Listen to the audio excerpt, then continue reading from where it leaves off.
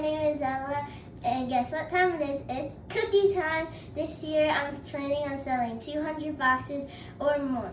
Please help supporting my troop by buying 1 boxes or maybe even 2 if you want to. My troop is planning on going on an exciting trip and helping my community. Please help support me by buying 1 box or more. Bye!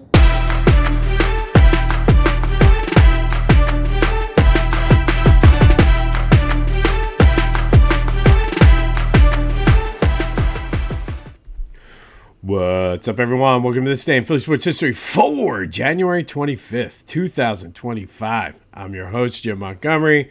Welcome to a Saturday edition, a day before the NFC Championship game edition. And honestly, today is the worst day of it all. Yesterday was bad going at work, but today, knowing that this time tomorrow, I'll be preparing for the 3 keys to the game and getting ready to head down to the game. At least today, I don't have to focus on work.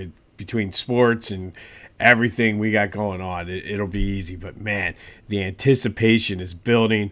Haven't been this excited for an NFC Championship game probably in a few years. Going back to that Atlanta game, to be honest. Don't get me wrong. I was excited in 17 and 22. But I'm very much looking forward to this one, just with the way the season played out and everything like that. But before we get into today's episode, some quick housekeeping notes. As you heard from Ella, be sure to buy the cookies. You're going to buy them anyway. They're doing great things with her Girl Scout troop, so please help them out and support her. All the information you need is in the description. And then be sure to follow me on social media, Jimbo_Mont on Twitter and TikTok, at PhillyJimbo on Instagram. Subscribe to the YouTube channel, Jimbo_Mont.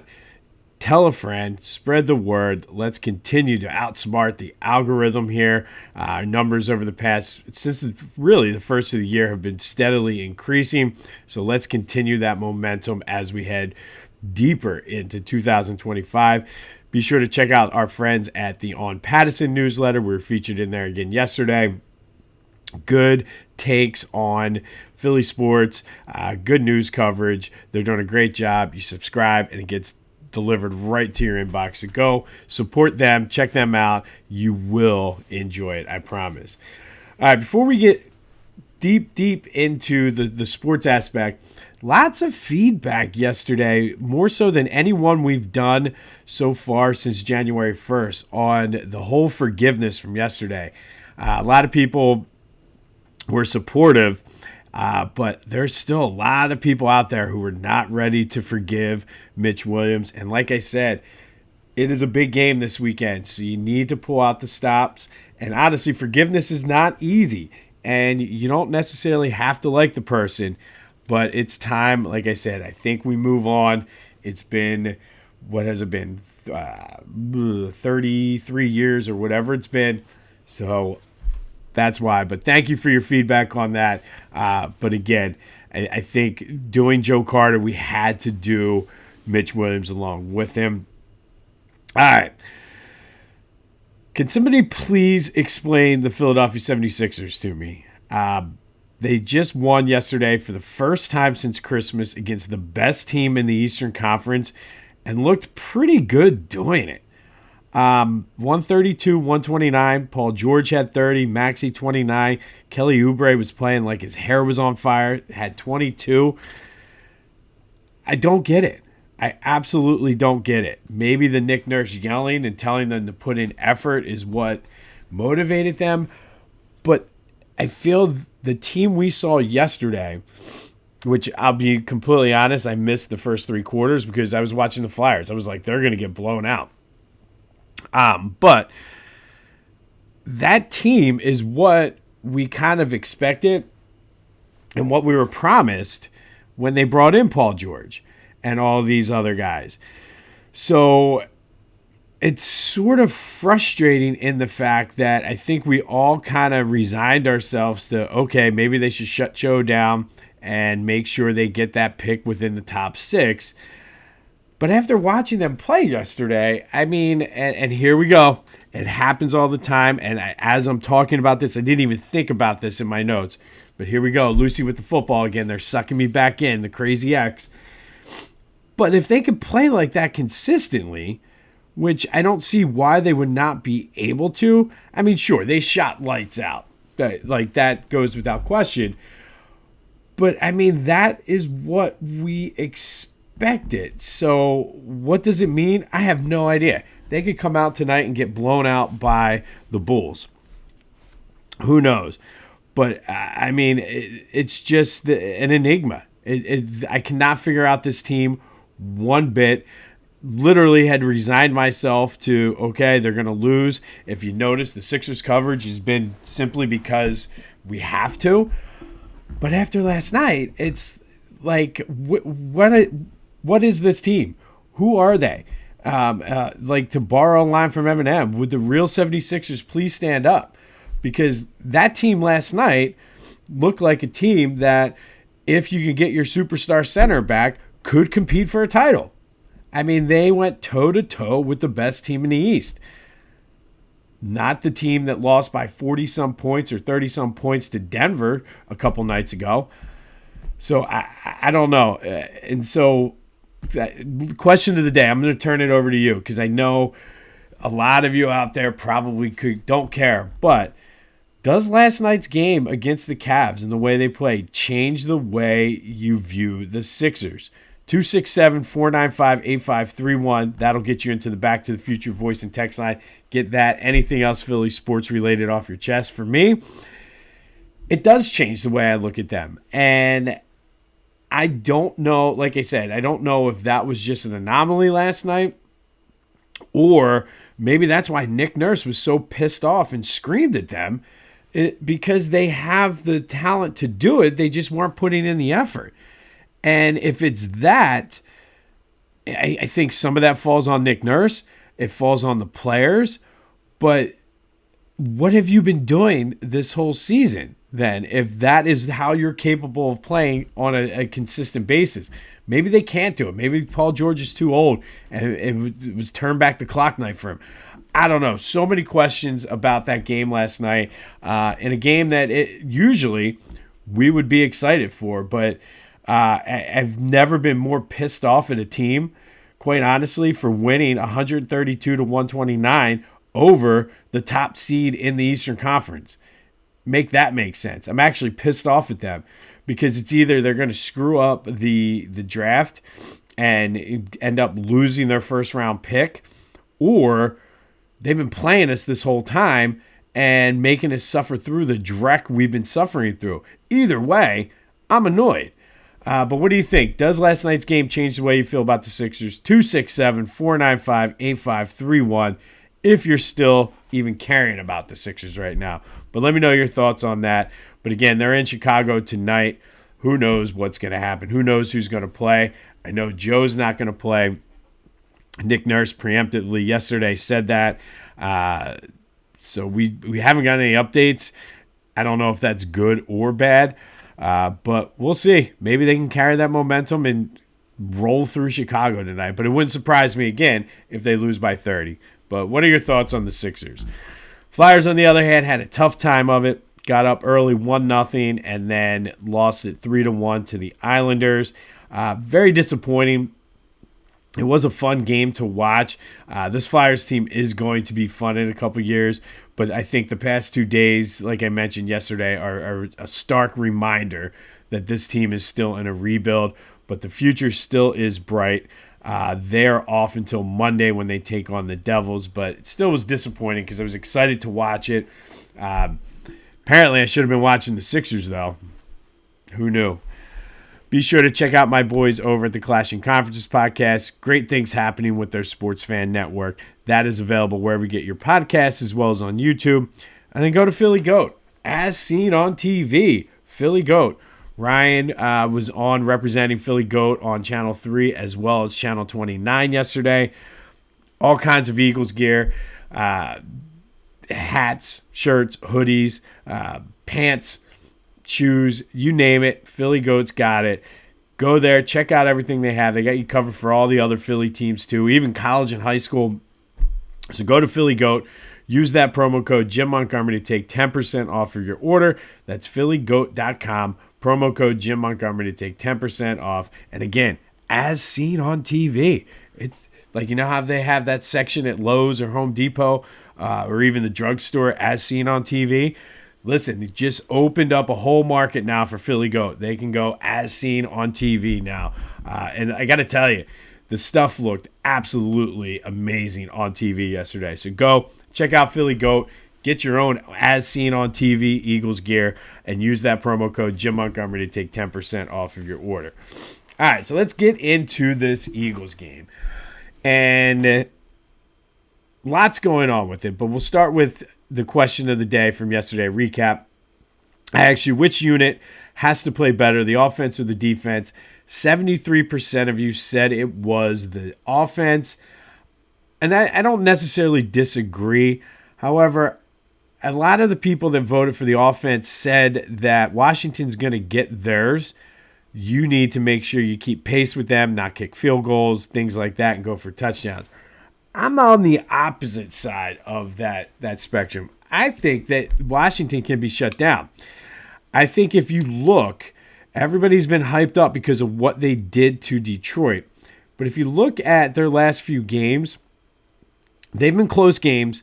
They got sort of, if Baker Mayfield does not fumble, that game in Tampa Bay is different. And honestly, not to take anything away from Detroit, but their defense was ridiculously banged up. So, okay. I don't think that the Eagles' defense is in the same class, though, as those other two. And they do need to play smart, and I'll get more into the three keys tomorrow. But I think the defense is going to do it. I think the defense, if they can contain and play and do their job like we always say, I think that the defense is going to be the key to this game. I do think the offense is going to be fine.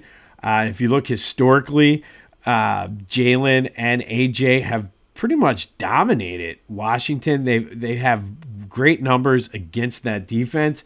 So I think the offense is going to be fine. But I can totally see where people are going to vote that way because of the questions and things like that. That's why I'm wearing my Mega John hoodie, available at Philly Goat. But thank you, as always, for participating in the question of the day. I don't necessarily think Washington has to get theirs. This isn't necessarily like you're playing the Kansas City Chiefs or the Buffalo Bills where they're going to get theirs. I think the defense can have a big say in whether or not Washington is going to get theirs. If you're playing the Eagles, Saquon's going to get his, and I think that's where I would go with the defense. But we'll get more into the breakdown of the X's and O's tomorrow. But some news out of Eagles camp. The perfect honorary captain for tomorrow. Yes, the legend, the man, the myth himself, Nick Foles, is going to be the honorary captain tomorrow. And I think that's the right pick. I think that's the way you got to go. There was a lot of people saying Kelsey. And quite honestly, I'm kind of, I think to me, and I mean this in the most respectful way, I think Jason Kelsey for this season anyway has jumped the shark.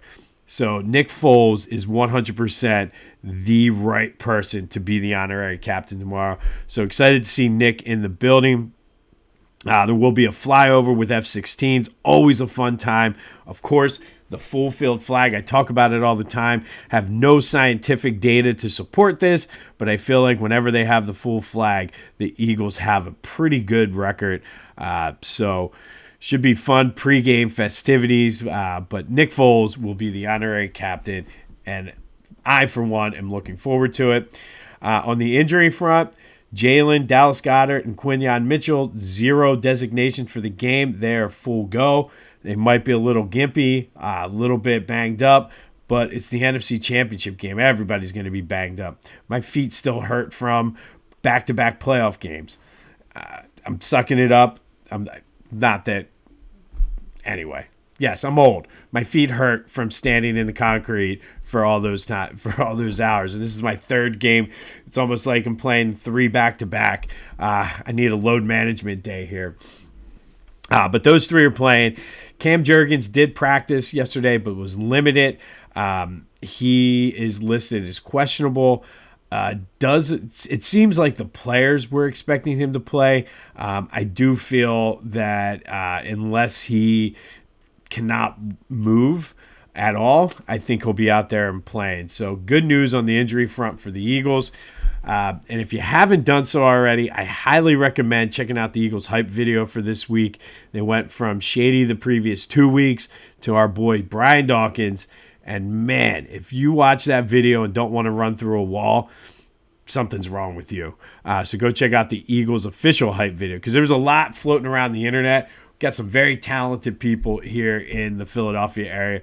Lots of good hype video. But the official real one from the Eagles with Brian Dawkins, like I said, if you listen to that and don't want to run through a wall, you need to check your pulse and immediately go to the ER, because there's certainly something's not right.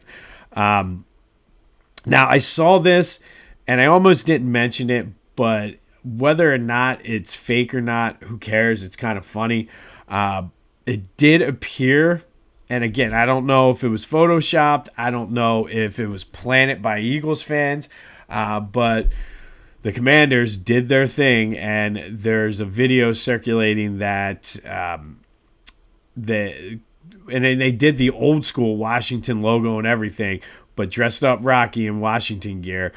We know how that plays out in NFC Championship games, so we'll see if it was legit or photoshopped or staged or whatever. But figured I'd mention it because that news, everybody took off with that. So I personally looked pretty fake to me, but we'll see.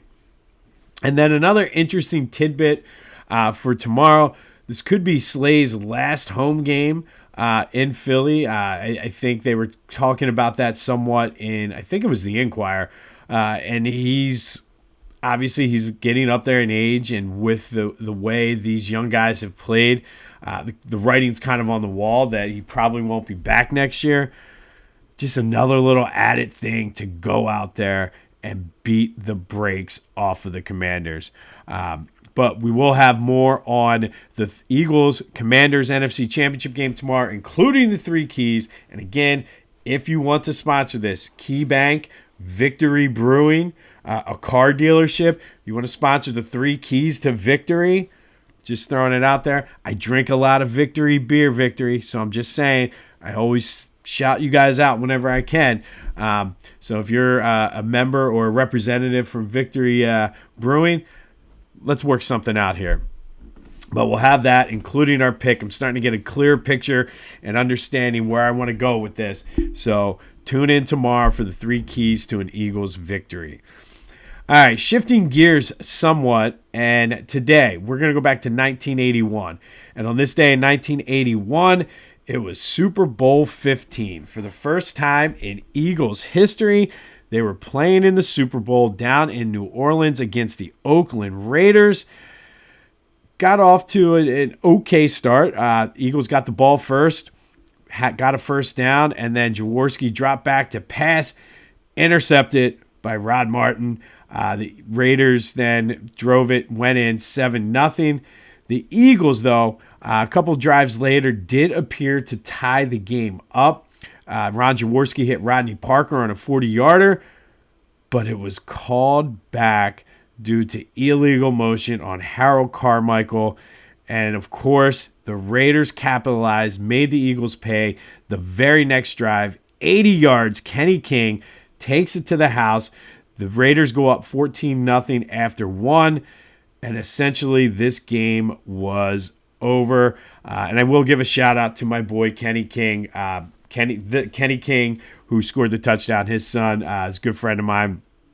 So I will give him a shout-out. Sent him a message yesterday. This is my annual Kenny King ruined the Eagles Super Bowl experience post. But 14-0 after the first quarter. But again, it was completely over at that point. They did get it to 24-10 in the fourth, but Jaworski just was not good. Threw 3 interceptions, all three to Rod Martin. The last one sealed the fate as the Raiders sent the Eagles back home. Jaworski did throw for 291 yards, but most of that came from playing catch-up. But those three costly interceptions to Rod Martin were the difference. Couldn't really run the ball until late. The defense could not stop Jim Plunkett. And it shouldn't be that surprising, though, that the Eagles struggled in the Super Bowl, because if you look down the stretch in 1980 offensively, they struggled. They went 1-3 in their last 4 games, and even in the playoffs, it was the defense that carried and led them to that Super Bowl. But on this day, it just was not meant to be for the Eagles. They would be 24 years before they would make it back, 37 years before they would eventually win one. But on this day in 1981, the Eagles lose Super Bowl 15 to the Oakland Raiders 27-10 down in New Orleans in their first ever Super Bowl experience. And we're gonna change that this year. We're gonna win our second, and then we're gonna be in a different level of the Super Bowl club. But on this day, it just was not meant to be. And then finally today, our forgiveness. And this one's a little bit of a different one. And I say that because at the time we were frustrated and mad, but who knows how it would have turned out. But this guy really started the wheels and the events in motion that are getting us to where we're going to be tomorrow. So that's why I'm including him today. And today we're going to forgive Jadeveon Clowney for his hit on Carson Wentz in the wild card game against the Seahawks in 2019. The Eagles were expected to be contenders going into that season, but injuries, lots of injuries that year, and then inconsistent play, especially from the quarterback, led them to be 5-7 through 12 games. However, they closed out the season with 4 straight division wins to finish at 9-7, win the NFC East, and got us all thinking that maybe this is the year Carson Wentz kind of gets his magic, takes over, and takes us on a deep run. As I mentioned, they were playing Seattle in the wild card game. I was at the link, but early in the first quarter, Carson Wentz was tripped up, and then Jadeveon Clowney comes and jumps right on top of him, hitting his head into the turf with his helmet. Absolutely a dirty hit. I don't care what anybody says. Go back, look at the replay of it. It was a dirty hit. Wentz obviously left the game with a concussion. Josh McCown came in, but he was like 137 years old at the time. Took over and didn't play badly, but just couldn't get us quite there. Eagles lose to the Seahawks 17-9, put up a great fight, but who knows? They probably would have won that game if Wentz was in, especially the way he'd been playing down the stretch. He did play, and the irony of all of this is the questions about Carson Wentz being an injury-prone quarterback. He played all 16 games that year, and then, of course, early in the first quarter of the 17th game is when he gets hurt. But what we didn't know at the time, and who knows what would have happened after that. They would have played Green Bay and then had to go to San Francisco. But at that point, we still had sort of that magic vibe around this Eagles team coming off 2 years removed from the Super Bowl. But again, what we didn't know at the time was this hit by Jadeveon Clowney literally broke Carson Wentz. He was just never the same after that, and really he was exposed maybe for who he really was. He had the issues in 2020 with Doug Peterson, got all up in his feelings when Jalen Hurts was drafted, and just that next season was just an absolute disaster. So on this day, on the eve of the NFC Championship game, we're forgiving Jadeveon Clowney for breaking literally Carson Wentz, for costing us that game early in the first quarter by knocking him out, and really, like I said, for exposing Carson Wentz for the individual that he was, because he never was the same after that, and that's when things started to spiral out of control. And maybe, just maybe, we should be thanking Jadeveon, because if that didn't happen, maybe Doug doesn't want to give Jalen a shot there, and Carson doesn't get even more up in his feelings, and they don't end up trading him and handing the team over to Jalen. And if Jalen's not the quarterback, maybe Doug is still our coach, and do we get back to the Super Bowl, and are we where we are heading into tomorrow? So not only am I going to forgive Jadeveon Clowney, I'm going to thank him for setting those events in motion to get us to where we are for tomorrow. On this day, in 1981, Eagles lose Super Bowl 15, 27-10 to the Oakland Raiders in a game where they just made many mistakes. And to the Raiders' credit, they capitalized on them. But really, the Super Bowl was over in the first quarter on this day. In the Eagles' first ever trip to the Super Bowl down in New Orleans, which ironically, maybe today or this year we can go full circle. Super Bowl's in New Orleans. Let's go make amends for Super Bowl 15 and just bring it all back full circle. We'll have more on the Eagles tomorrow, though, including the 3 keys. Victory Brewing, I'm looking at you. No, Key Bank and a car dealership hasn't taken me up on it, so maybe the 3 keys to victory, sponsored by Victory Brewing. Just throwing that out there. We'll have more on the Sixers and the Bulls, but let me know what you think. Does this change how you feel about them? It definitely changes how I feel. I am frustrated beyond belief that this team is capable of what they did last night, and they've been giving us the slop that they have been all season. But maybe it's an anomaly, but let me know your thoughts on that. Good luck today getting through. The anticipation is killing me. I got the butterflies in my stomach. The mix of excitement and nervousness and just impatience because I want to get down there. Once I'm in the lot, I think I'll be fine, but it's just got to get me to game time. Get me to game time. This has been This Day in Philly Sports History for January 25th, 2025. My name is Jim Montgomery. Go have yourselves a Saturday, and until next time, I'll see you when I see you.